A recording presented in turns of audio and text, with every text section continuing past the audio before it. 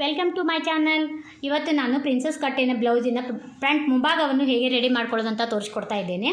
ಅದನ್ನು ನಾವು ಮೊದಲಿಗೆ ಮೆಜರ್ಮೆಂಟಿನ ಪ್ರಕಾರ ಮೇನ್ ಫ್ಯಾಬ್ರಿಕ್ ಮತ್ತು ಲೈನಿಂಗನ್ನು ಕಟ್ ಮಾಡ್ಕೊಳ್ಬೇಕು.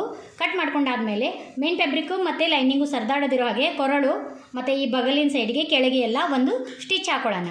ಇದಾದಮೇಲೆ ಇದು ಪ್ರಿನ್ಸ್ ಕಟ್, ಇದು ಲೈನಿಂಗ್ ಮತ್ತು ಮೇನ್ ಫ್ಯಾಬ್ರಿಕ್ ಎರಡು ಇಟ್ಕೊಂಡು ಈ ರೀತಿಯಾಗಿ ಬಂದಿರೋ ಸೇಪಿಂದು ಕೆಳಗಿನದು, ಇದು ಬಗಲಿಂದು.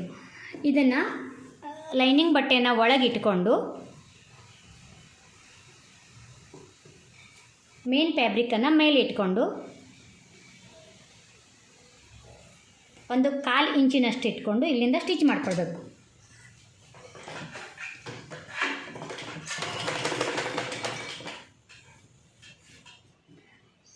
ಇದು ಕ್ರಾಸ್ ಆಗಿರೋದ್ರಿಂದ ಅದು ಯಾವ ರೀತಿ ಸೇಪ್ ಇರುತ್ತೆ ಆ ರೀತಿ ನಾವು ಟರ್ನ್ ಮಾಡ್ಕೊಳ್ತಾ ಇದನ್ನು ಹಚ್ಕೊಳ್ತಾ ಹೋಗಬೇಕು.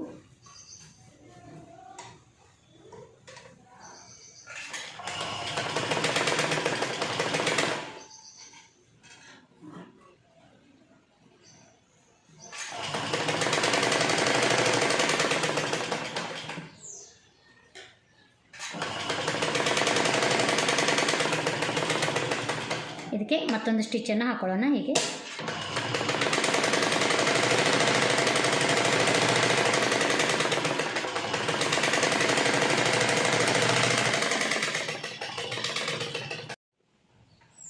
ಇದು ಲಾಸ್ಟಿಗೆ ಎಳೆ ಎಳೆ ಬಿಡಬಾರ್ದು ಅಂತ ಹೇಳಿ ಇಲ್ಲಿ ಇನ್ನೊಂದು ಸ್ಟಿಚ್ ಹಾಕೊಳ್ಳೋಣ.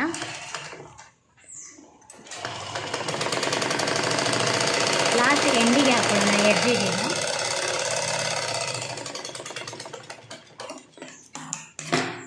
ಈಗ ಸೀದಾ ಮಾಡಿದ ಮೇಲೆ ಈ ರೀತಿಯಾಗಿ ಕಾಣುತ್ತೆ.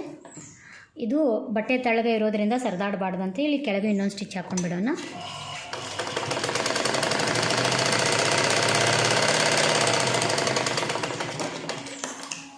ಈಗ ಇದಕ್ಕೆ ಹುಕ್ಸು ಮತ್ತು ಹುಕ್ಸಿನ ಮನೆಯನ್ನು ಪಟ್ಟಿ ಹಚ್ಕೊಳ್ಳೋಣ.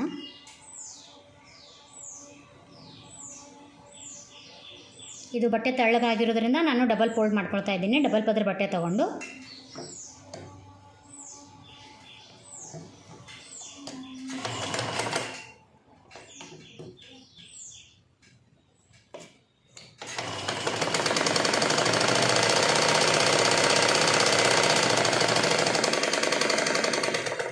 ನಾನು ಕಳೆದ ವಿಡಿಯೋದಲ್ಲಿ ತೋರಿಸಿದ್ದೆ ಹುಕ್ಸು ಮತ್ತು ಹುಕ್ಸಿನ ಮನೆ ಮಾಡಬೇಕಾದ್ರೆ ಯಾವ ರೀತಿಯಾಗಿ ಫ್ಯಾಬ್ರಿಕ್ ಇಟ್ಕೋಬೇಕಂತೇಳಿ. ಹುಕ್ಸಿಂದು ಪಟ್ಟಿ ಹಚ್ಕೊಳ್ಳೋದಾದರೆ ಮೇಲೆ ಹಚ್ಕೊಂಡು ಒಳಗೆ ಮಡಚ್ಕೊಳ್ಬೇಕು. ಹುಕ್ಸಿನ ಮನೆ ಮಾಡೋದಾಗಿತ್ತಂದರೆ ಕೆಳಗೆ ಹಚ್ಕೊಂಡು ಮೇಲೆ ಮಡಚ್ಕೊಳ್ಬೇಕು.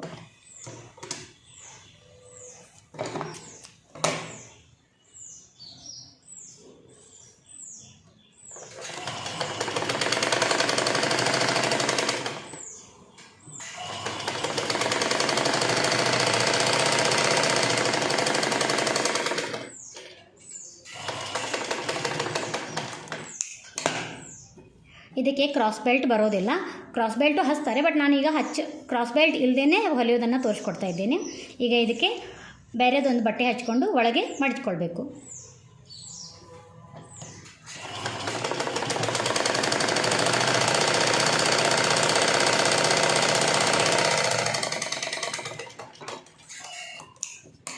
ಈ ರೀತಿ ಹಚ್ಚಾದಮೇಲೆ ತಿರುಗಿಸ್ಕೊಂಡು ಇಲ್ಲಿ ಈ ಲೈನಿಂಗ್ ಬಟ್ಟೆ ಮೇಲೆ ಇಲ್ಲೇ ಒಂದು ಸ್ಟಿಚ್ ಹಾಕ್ಕೊಳ್ಬೇಕು.